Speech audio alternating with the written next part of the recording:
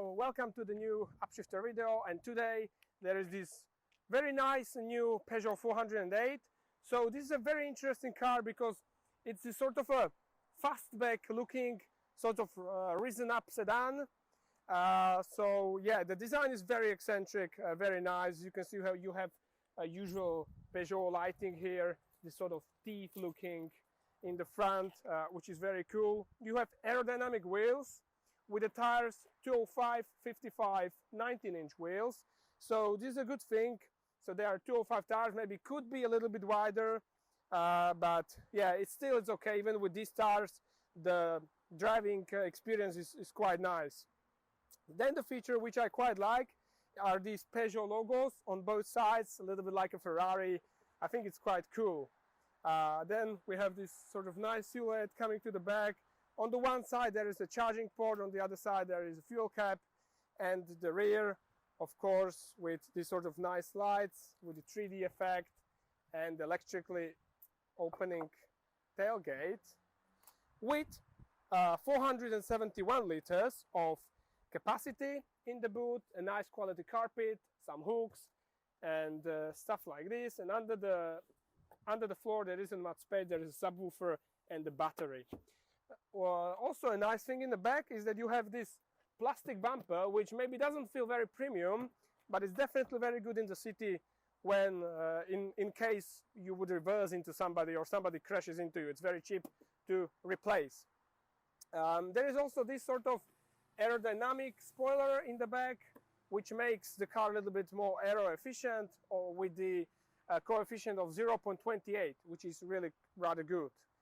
And let's also have a look in the back, because the car has a 2.7 meter wheelbase, which is quite long for a Peugeot. I think it's the second longest wheelbase in the Peugeot, and there is surprisingly good amount of room in the back, really. It's rather unusual for the Peugeot. Also, the head for the space for the head is quite good, even though there is a swooping roofline, which is okay, even for a tall person like me. You have nice audio system here, and also in the back you have air vents, you have 2 USB ports, and there is also an armrest with cup holders and the load through capability to pick up something from the boot. So yeah, it's a really interesting car, but what this car is all about is the driving. So let's take it outside and let's take it for a drive.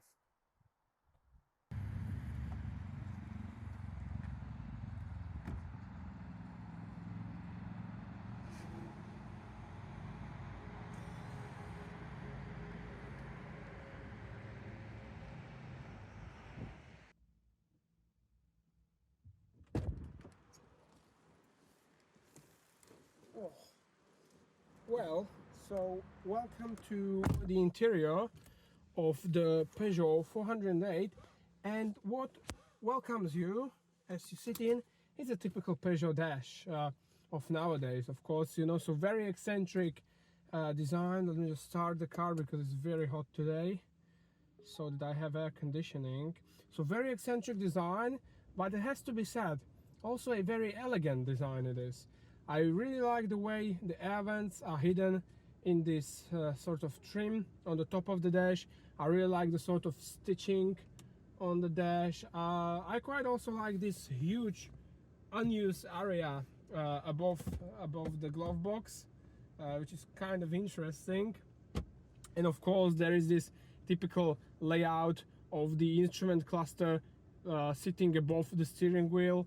Well, of course, as many people already told, sometimes it is a little bit of a problem because sometimes the sitting position is like that you have to have the steering wheel a little bit higher, and then the top part of the steering wheel is hiding the instrument cluster in front of you. But in my case, in my sitting position at the moment, it is not the case. I can see it very clearly, very nicely, and I really actually do love this small Peugeot steering wheel. And now it has a few changes. So instead of the sort of a knob that was for the cruise control, it's now here on the steering wheel, which is very lovely. I really do like it. And then this is multimedia on the right side, and of course the new logo. Then the interior also has this new central display, where there are actually two displays. They are very high quality, and there is also a very high quality rear view camera.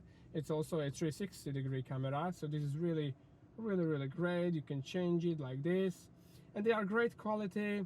Also the interface is very nice, very easy to use, and I also like these sort of shortcuts they made for the second display, so you can go very quickly into the media, climate, anything you put there that you want to use. And then there are also buttons beneath it, and there you can access the car settings very fast, which is a very essential feature to have, because as this car has loads of driving assistants, some of them has to be turned off every time you start the car, and one of them is the hateful lane assist, which you also have to say yes, I want to turn it off. But yeah, and that's how you turn it off, and you have to turn it off every single time you start the car. So this is very annoying to me.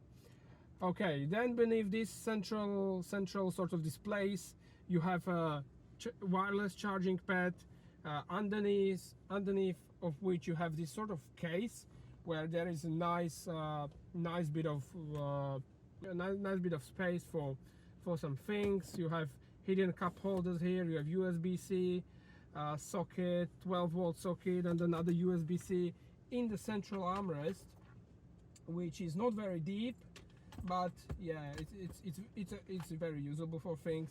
Maybe one negative thing I have to say about it is that it feels a little bit cheaper, and it also squeaks on the side of the seat. So yeah, maybe the central armrest is not the best thought through as it could. And then you also have this sort of buttons for changing the gears, and this sort of a small lever. So yeah, it looks very elegant, it looks minimalistic, but for example, I'm the sort of person that uses this B button from time to time. I don't have it turned on constantly, so sometimes I don't just see it through my knee, and it takes a little bit of time to figure out where it is with my finger. And then of course there is also a drive mode button. You have three modes of driving. You have electric, you have normal hybrid, and then you have sports mode, which gets engine turned on, and you have all of those 180 horsepower in this variant. So yeah, ergonomically very nice. And what Peugeot was working a lot on this car is to make it very comfortable, very quiet on your journeys. So the car has thicker windscreen.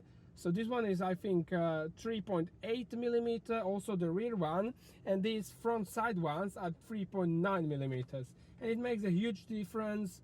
Also connected with the quite a good aerodynamic coefficient of 0.28, because the car is amazingly quiet, honestly. I mean, I measured it at 140, and I did 59 decibels, and that's like a top luxury level quietness. So yeah, in this regard, it is really nice. But what this car is all about is the driving. So let's get off, let's find some better roads, and let's drive.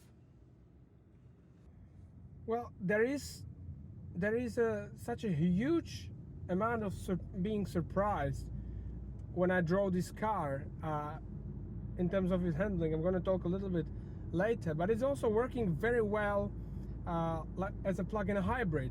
So it doesn't have a huge battery.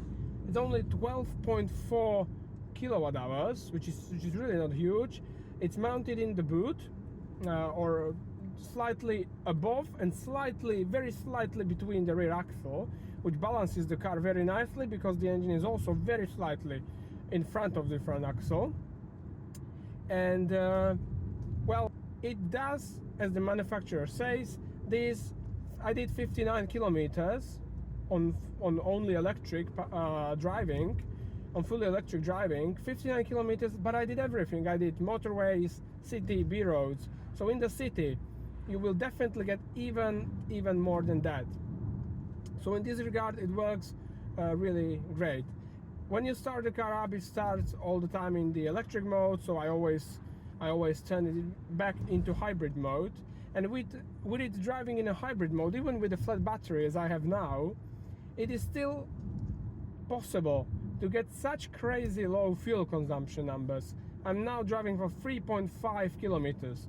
That's the fuel consumption for the last 300 kilometers I did. So really amazing numbers, amazing efficiency of this car that they generated, that they've been able to do. And it's also because of the fact, well, because it's quite light. I mean, as a plug-in hybrid, I would expect this sort of size of the car to be 1.9 tons, but it is 1781 kilos, so 1.78 tons, which is not bad, to be honest. Yeah, so it is the mid powertrain, so it has 180 horsepower. From those, 150 is generated from the petrol engine, the PureTech 1.6 liter, and then you have 110 horsepower electric motor, which is part of the 8-speed ICE gearbox, and the gearbox is fantastic. It's also the reason this car is very quiet. It has great fuel consumption even without driving on electric mode. So yeah, and it's just such a nice car to drive, honestly. Connecting this sort of quietness and refinedness and this sort of waftiness and this very easy leggedness that this car moves about, because it has enough power anytime you need. Also when you need to overtake, yeah, and the engine has quite a nice sound as well. So yeah, but the biggest highlight of this car, I think, we're now heading towards some better roads, is the suspension. Because over the time as I tested Peugeots, I was used to them to being nice but soft. But this car is unlike any other Peugeot, because this suspension is very stiff. It's very stiffly sprung, or it has stiff damping, because, well, but it just manages everything so nicely. It's so great also in the corners, very nicely balanced, leaning on the outer like a rear wheel. It doesn't lean on the front wheels to develop the understeer, but on the rear wheels it just rides a little bit like Mazda, I would say, or you know, and the damping feels Audi-esque.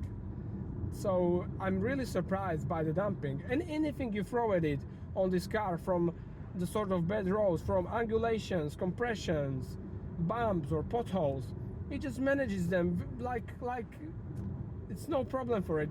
It doesn't make the car nervous. That's the best thing about the suspension. It doesn't make the car nervous, as some other cars like Skodas, VWs, they are getting nervous when there are huge angulations on the road. But this suspension is really beautifully balanced. So yeah, it also makes you smile when you drive this car, which I am very surprised. So yeah, maybe to some dislikes, to say some likes and dislikes. One of the dislikes would be slightly smaller fuel tank. There is only 40 liters of fuel tank, which well, it's not terrible, but it could be bigger. It would definitely help the range, as this is a car made for long distance cruising.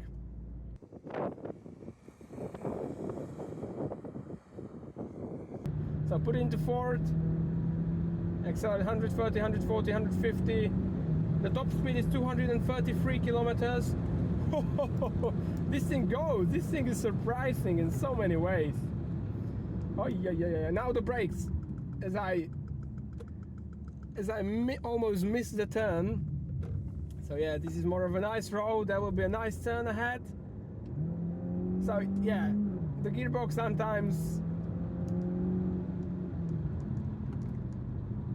isn't so sure of what gear to put in. This is a really sharp turn. Oh, this is beautifully balanced. Wow! And the car doesn't lean into the corners. I mean, I would expect a Peugeot, a French car, a comfortable car to lean into the corners, but this car is nothing like it. It's stiff, and there was a compression there again. It controlled it beautifully. Wow, this suspension on the... Oh, this guy, come on. The suspension on this car, whew. I wasn't surprised more this year than this car. Look at all those angulations here, the change of the surface. It is beautiful how this car manages it all. It is just beautiful. Now put it down and into the corner. Beautiful. There is a little bit of roll, a little bit of leaning, but then it stays just so confident throughout the corner. And there is a very nice heftiness on the steering, and very nice feedback from the steering wheel. So even though it's electrically assisted, wow, this is also a driver's car. After such a long time, you can say that this Peugeot is a driver's car as well as a normal everyday car. This is beautiful, absolutely beautiful. I'm really happy with how this car drives. So now a little bit of wheelage.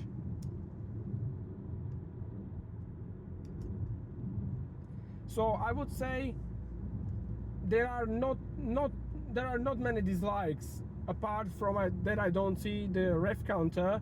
I don't have any dislikes to say about the way this car manages driving and how it handles, how it turns in, how it accelerates even. It's just enough. I mean, and if I only imagine how it would be even with the more powerful 225 horsepower engine, well, this is beautiful. This is really, really nice. So you can have both. You can have efficiency, you can have decent performance, and great handling, great fun behind the steering wheel. So, wow.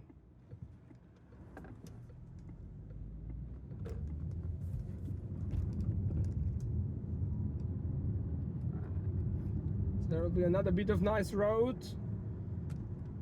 somewhere in here, but nice corners. You just feel so much in control through the corners. There is a compression here. Oh, again, no bouncing like on other cars. The other cars would bounce a few times, but this is just nothing. It's just nothing. It's beautiful. This is how it should be. This is really how it should be. Wow.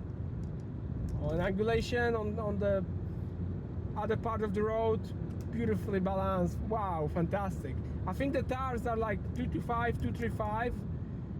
These are e-primacy tires, so electric tires, but they still have kind of good grip. They're not bad. This is what Peugeot is. This is what Peugeot has been missing all of those times, the recent years.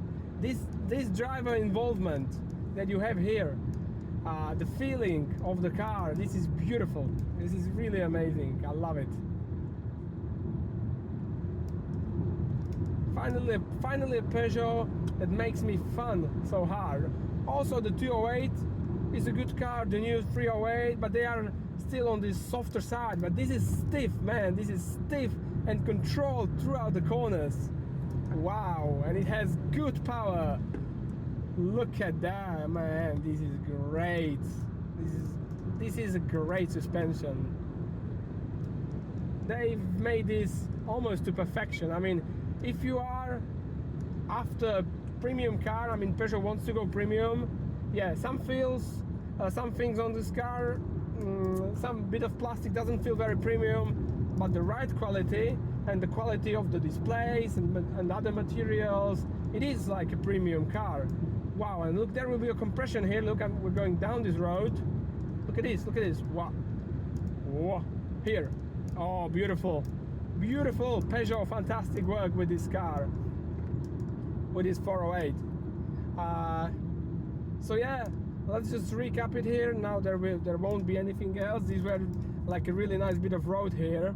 So great suspension, great power, great efficiency, really great efficiency, also great electric range. Maybe one other thing I didn't tell, when there is a cold night as it was today, the battery just somehow went away a little bit, so I had a shorter range. But anyway, so these are the great things, and there are a few bits that are not the greatest, like the smaller fuel tank, and maybe also it's quite pricey for a Peugeot of the recent time. So it's 50,000 euros, this top of the line model. But I think this car is worth it. I mean, for how it drives, wow, this car really is worth it. So this is fantastic, one fantastic Peugeot, one fantastic car. I really do like it. I hope you enjoyed this video and found it helpful, and yeah, keep watching, keep subscribing, more videos coming very soon, and I'll see you in the very next one. Goodbye.